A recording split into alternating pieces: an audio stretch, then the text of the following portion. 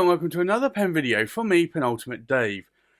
So I have here another 10 pens currently inked up, so I think let's go through these briefly one by one. We'll go through them in a little bit more detail and then we'll do a writing sample. So from left to right we have the Danitrio Chinkin Kage Matter on Takumi. We have the Danitrio and this is the Moonlit Grass. We have another Danitrio, and this is the Maki-e Ancient Dragon with Flowers by Kogaku on Hyotan. We have an Edison Pen Company Collier in Ancient Marble. We have a London Pen Company, and this is a Christopher 13 in Erinoid Caramel. We have a Ryan Krusac Legend 16, and this is in the Dragon Slayer. We have an OMAS Arte Italiana Paragon Grande in the Arco Brown or Bronze. We have a Visconti Blue Ripple. We have a Sailor King of Pen Sakura Nagare, and we have a Taccia Miyabi's Winter's Breath. So I think let's take a look at these pens in a little bit more detail. So this is a really beautiful Danitrio. Now, I don't normally go for black pens, and I have to say that this is an exception. This is a beautiful, beautiful Chinkin pen. And if you don't know what Chinkin is, it's this lovely sort of painting, engraved sort of gold that you see on the body here with those flowers and leaves, and also on the cap here, and these leaves actually change color as well. So this really is a beautiful, beautiful Chinkin pen from Danitrio. It was a pen that I picked up in March 2020 at the London Pen Show, and there was another pen that I liked the look of, although I still didn't feel that it fit into my collection, and I waited till the afternoon and that pen eventually sold, so I was quite glad that it had sold. And it made me look at John Twiss's table, or Tweako's table, where these Danitrios were situated, and I saw this one and I don't know what it was, but I think the pen was turned on its side like this, and I saw the flowers here. Or it may have been actually on here. I can't quite remember. But I remember looking at it thinking, wow, that's a really nice pen. So I decided to pick this up and add it to my collection. I have been on a little bit of a Urushi kick more recently in the last couple of years. That has the Danitrio Fireball nib on there. It's a number 6 size nib. It's a fine nib. It's a cartridge converter pen. And I have to say that this has got quite a bit of bounce to this nib. So this is a really, really good writing experience for me. I can post a cap. I typically don't. It's Urushi. It's Chinkin. And I have seen pens where the back of the pen here is marked because somebody has constantly posted it, and there's like a ring around the whole of the body. Now, that isn't typically in a ebonite pen, but it is a resin pen that I've seen that on. So I typically don't post my caps because of that, because they typically can and do leave marks. So for me, I'm not a cap poster. I'd rather put the cap on the desk if I need to. But I know some of you do like posting caps, and it is a necessity for you. So you have to pick up a pen and add it to your collection that has to be a postable pen. So I completely understand that, but for me it's just not something that I normally look at. The next pen here is the Danitrio Moonlit Grass, and I have to say I really, really do like this pen a lot. And this is a beautiful Danitrio pen, and this is a pen that I managed to pick up in, I think it was around July 2021. So we were second year into the pandemic. a friend, William, was looking to sell a bunch of his pens, and he provided a spreadsheet, and I saw a Danitrio on it, and I was like, you have a Danitrio and you have one for sale? So I asked him for the price, and I have to say it was a decent price. So I very quickly said, yeah, I'm taking that one. So this is a beautiful moonlit grass, and so you can see the lovely strands of grass there, as well as the moonlit sky on the cap. It really is a beautiful pen. And I have to say that what really sold it for me is that it's an Akatamanuri colour finish. And I do like Akatamanuri. Also, the clip here is Urushi'd as well. I do like the look of that as well, because it kind of camouflages the clip into the pen. So for me, that's quite nice. It also has some lovely stars and also the initials of the artist there on the section. Comes with a Danitrio Fireball nib, number 6 size nib, and this is a fine nib. These nibs are 18 karat gold nibs, and they do write very nicely. Now, I can post the cap. I'm not going to try and post it deeply or securely, because I can actually feel a lot of these leaves here and these stems. So I can very easily see that they would become scratched or even actually come off over time. So I don't know how deep this is or how deep the lacquer is over the top of this. So for me, again, that's another beautiful Urushi pen that I've been able to add to my collection. Now, at the same time as buying this one, this Danitrio Chinkin in the London Pen Show in March 2022, I also picked up this one. And I typically go around videoing the pen shows, and more so the London Pen Show, because it's the biggest pen show we have in the UK. And I'm very blessed that we have 2 of them now, one in March normally and one in October. And I typically will get in early, and I will scout the tables. I will work out where each vendor is, and I will then use 1 or 2 tables as a base. And I was using this time John at St John's Pens table as a base, so I could put my rucksack, put my drink there, and I could just come back whenever I needed to and maybe have a drink, maybe put something into my rucksack that I bought, so I'm not having to carry it around whilst I'm videoing, which is a really good idea.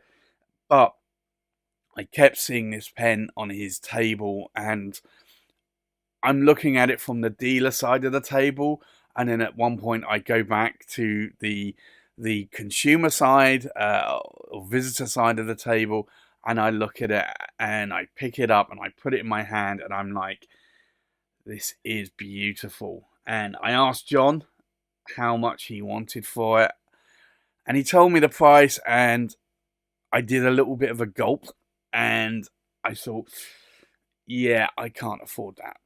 Well, I could afford it. I don't want to afford it. And that's a subtle difference.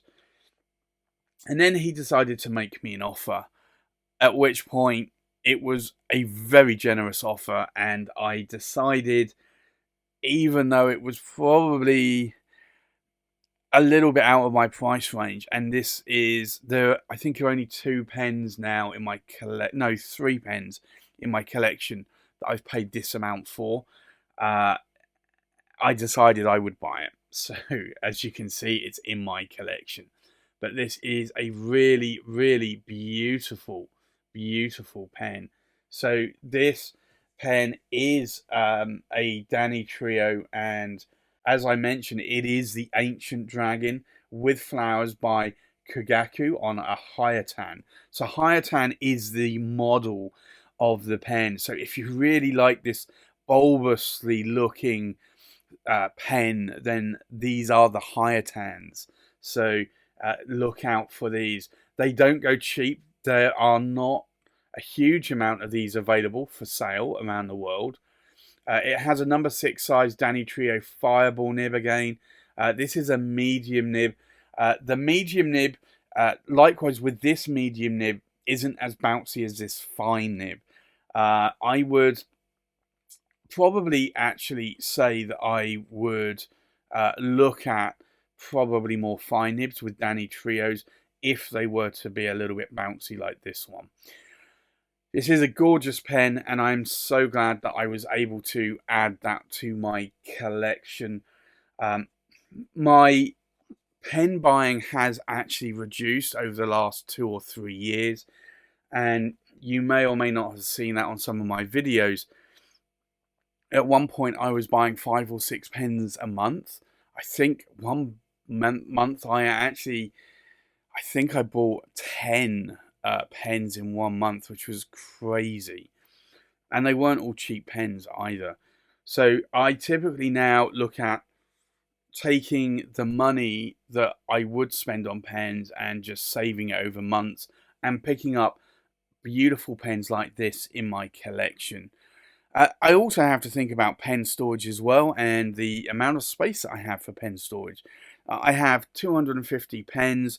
Now, I could easily have space if I wanted to for about 1,000 pens. I don't want to get to 1,000 pens. I didn't want to get to 250 pens. I may look at selling some pens, but 250 pens I find is a limit where I find it harder to write with them all. So I do need to think about, there's no way that I can go to 1,000 pens. There's no way that I can go to 500 pens because they're just not going to get written with.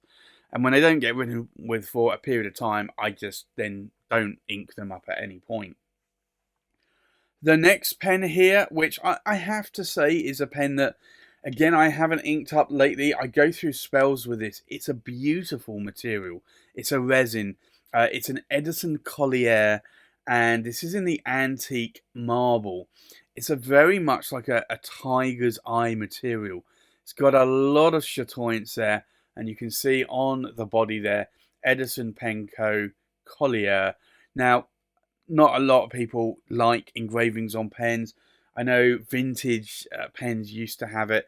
It doesn't bother me as much now as it used to. It used to bother me a lot having the company name engraved on the pen, but it doesn't now. I think probably because I have so many that do have engravings on. This has an Edison Yovo nib, and this is a broad nib. This I did in the, I think when I bought this pen, I got it with a, I want to say a 1.5 millimeter stub nib.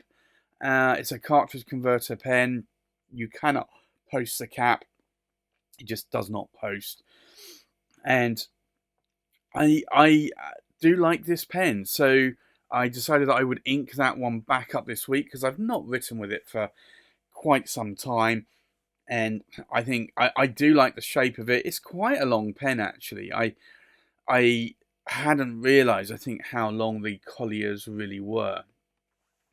The next pen I have inked up this week is a London pen company, Christopher 13, and this is in the Caramel Erinoid. And this is a beautiful pen turned by Sean at the London Pen Company in Ontario, Canada.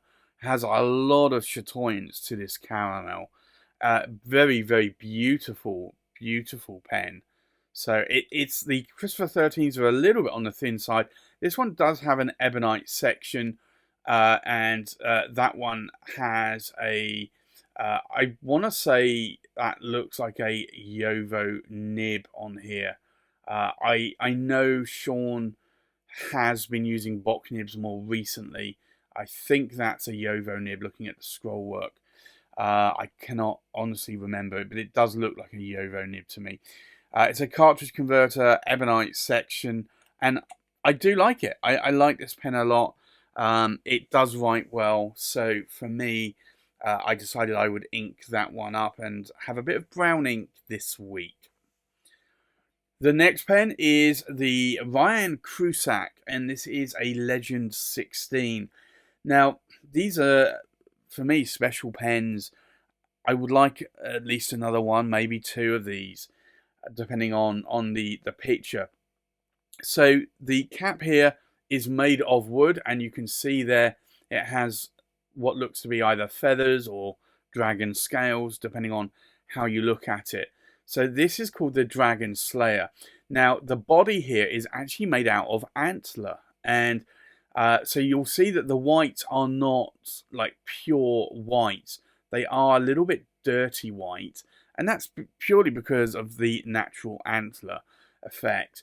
And then he laser etches and colors in all of the picture. So this is a beautiful dragon there. And then you have the Dragon Slayer, and you've got the fire coming out of the dragon's mouth. It's a beautiful pen. I have to say, I do like this a lot. I do want some more of Ryan Krusac pens. It has, I believe it's a, I think it's an ebonite section. It kind of feels a little bit more like resin, to be honest. It's got a Yovo nib. It's a number 6 size. You've got Arco for Ryan Krusac on there. And this is a medium nib. It's a cartridge converter pen. You can post a cap, but it's not designed to do so. It really doesn't post that deeply. And I've got number 99 of 150 there.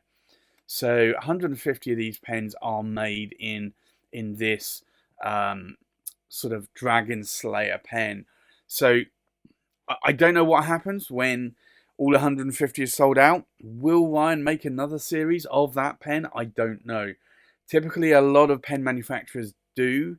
But then I always find it dilutes the limited edition number range and makes it less of a limited edition number. So I'm hoping that 150 is the max that he has on these pens.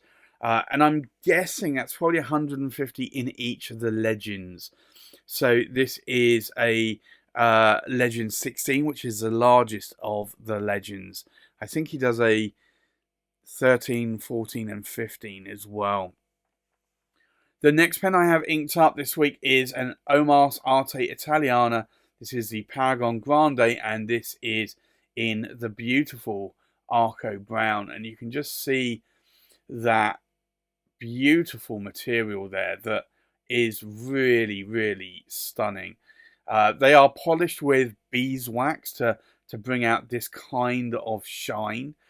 And it has like an almost like a metallic like sort of finish, but it's not on the surface, it's actually below the surface, and it just allows that pen to really shine. And I have to say, I do like these Arco Browns a lot, or Arco Bronze, depending on how you want to call it. But that is a beautiful pen. Now, this is an OMAS. It is a solid silver section. It's a vermeil, this version. This is gold-plated vermeil. It has an OMAS number 6 size nib. It's a medium nib, and this is quite bouncy.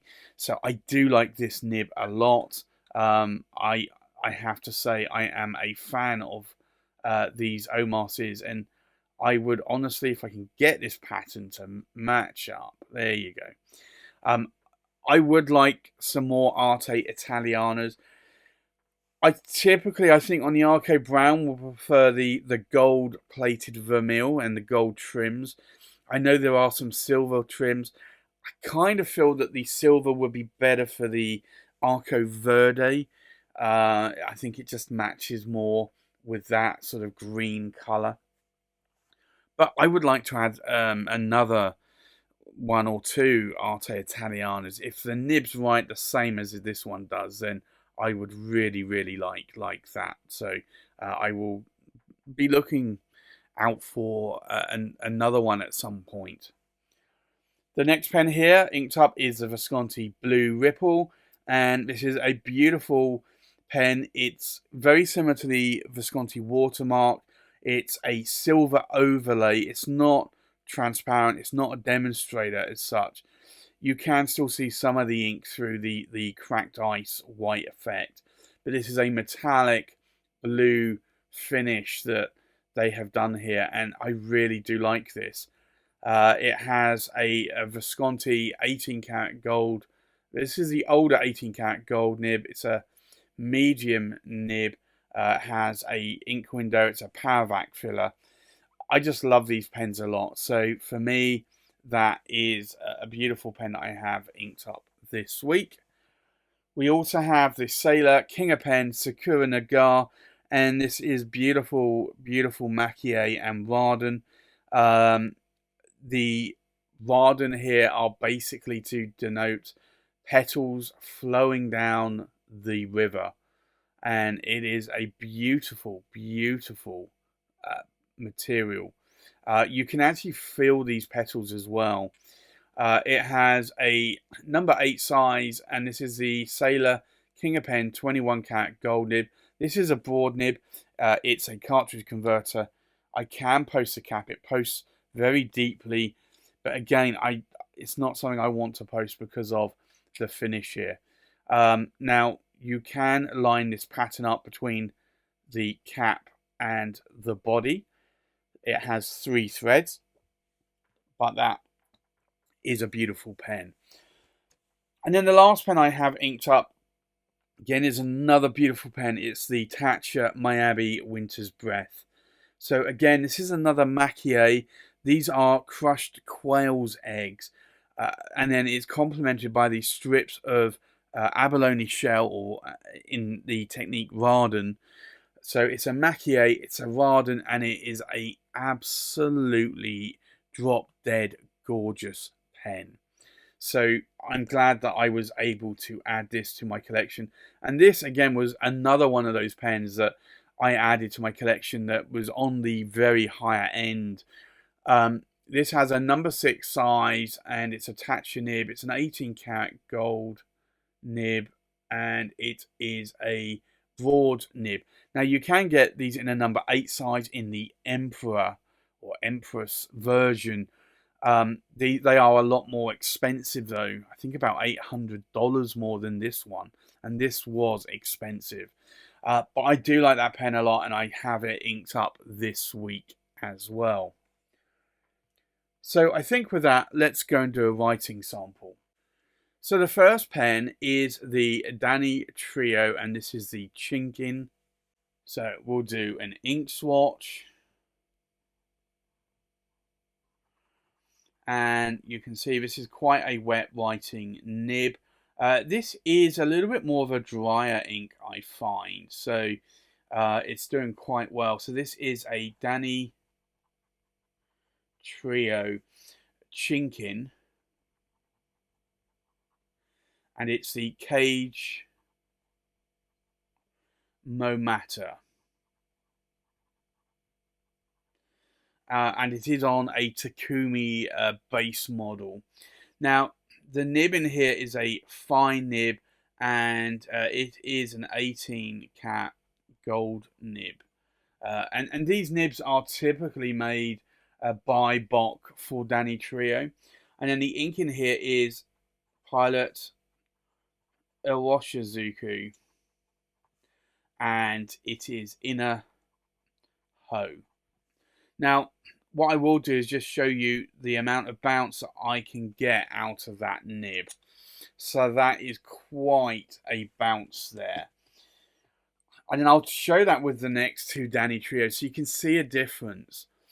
This is the next pen, the Danitrio, and this is the Moonlit Grass. So we'll do an ink swatch here. Now, this, I just want to double check actually. It is a fine nib. I think I may have mentioned I thought it was a medium nib earlier on actually. I don't normally go for fine nibs in pens, but with a pen like this, you don't normally have much of a choice. So this is the Danitrio, and it is the Moonlit Grass. And this, I think, this is an Aka Tamanuri-like finish. So this is a fine, and it's an 18 cat gold nib. So this one is a lot firmer than that one, and also a little bit narrower. The ink in here is KWZ, and it's Beef Eater Red. And then I'll do the same here. So you can see that does have a bit of flex, quite a bit of flex or bounce, but not to the same level as that other Danitrio. So this is where sometimes you can get a really soft nib and sometimes you can get a really firm nib. The next pen is the Danitrio, and this is the Maki-e Ancient Dragon with Flowers by Kogaku on Hyotan. So this is a very long mouthful of a pen. Typically a lot of these are because they want to describe the pen, the work, the art. So they typically do have longer names. So this one is a Danitrio, and it's the Maki-e Ancient Dragon. And this is a medium 18 cat gold nib. And the ink in here is Diamine Wild Strawberry. Now, I'll also do the line variation there. I'd say that this almost, you can get the same line variation as you can as that fine nib on the Danitrio Moonlit Grass. Possibly just a hair's worth more. I would say I'd probably push this a little bit harder though than the Moonlit Grass, and the Moonlit Grass is a fine nib, so I'm a little bit sensitive on pushing a fine nib too far, just in case I can spring it. So I won't push that nib any further. The next pen is the Edison Collier, and this is the Ancient Marble. So we'll do an ink swatch.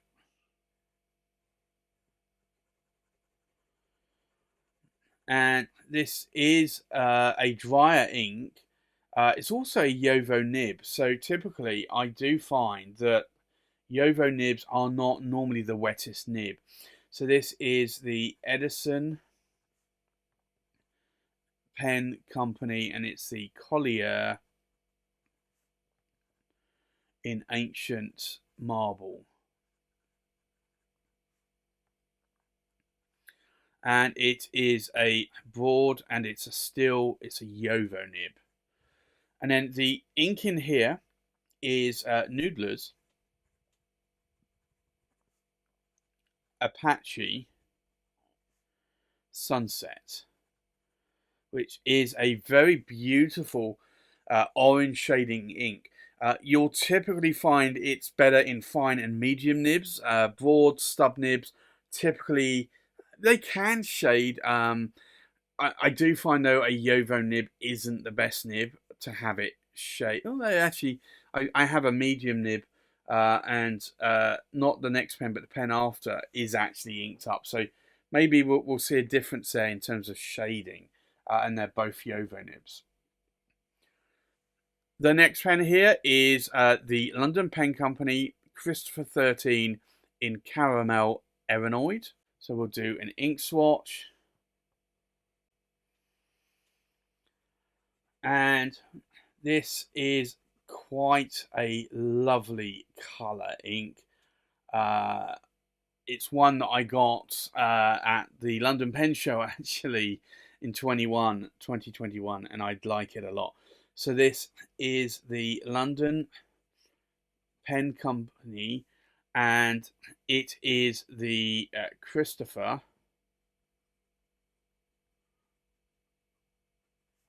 13 in Caramel Erinoid. And it is a board, and it's a steel nib, and I'm pretty sure that's a Yovo nib. I think Sean has actually swapped to having a lot of Bock nibs nowadays. The ink in here is KWZ, and it's Nuki Brown. And that's short for Nuki Brown Ale. It was a Newcastle Pen Show exclusive ink, and it is an ink that I do like a lot. It's also, strangely enough, an alcoholic drink that I used to drink when I was in my teens. So it's a lovely, lovely brown ale. The next pen here is the Ryan Krusac Legends 16 in the Dragon Slayer.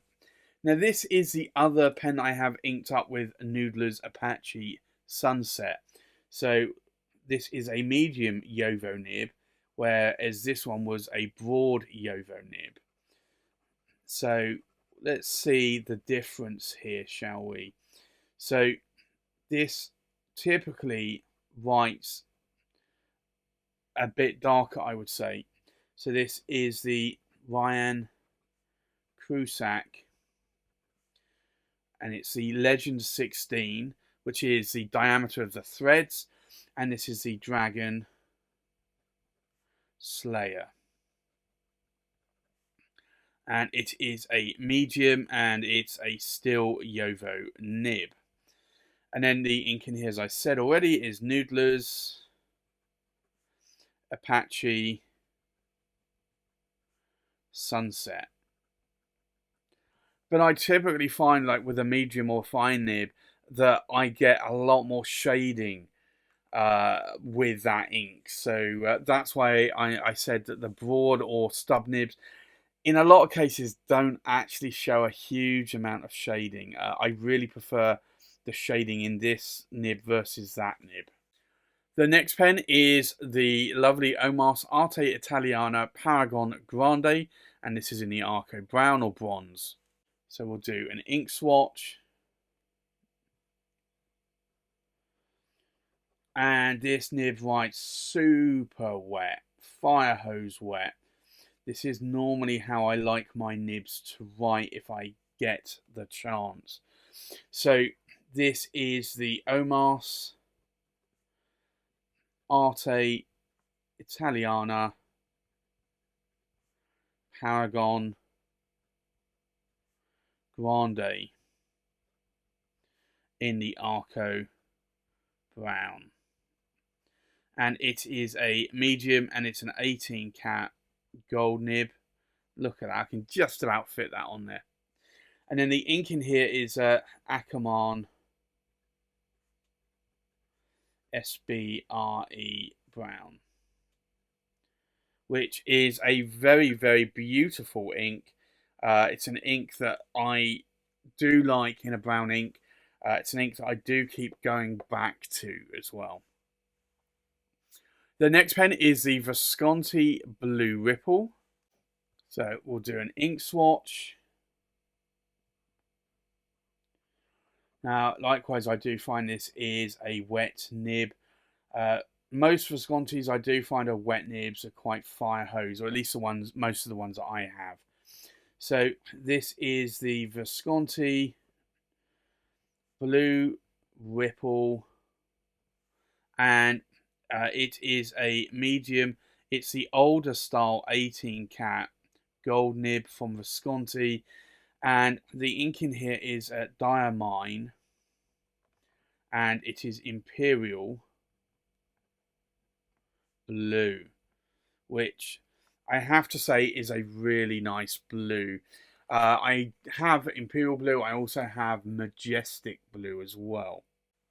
The next pen I have here is the Sailor King of Pens, Sakura Nagare. So we'll do an ink swatch. And again, this is quite a wet writing nib. I do like this in the broad nib from Sailor. So this is the Sailor King of Pen, Sakura Nagare.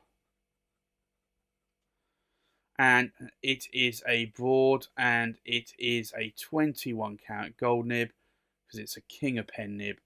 And then the ink in here is KWZ Grapefruit, which is a beautiful fiery red, orangey red ink. And then the last pen I have inked up is the Taccia Miyabi Winter's Breath. So we'll do an ink swatch.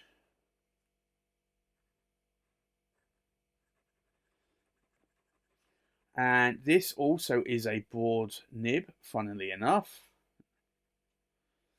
And this is the Taccia Miyabi Winter's Breath.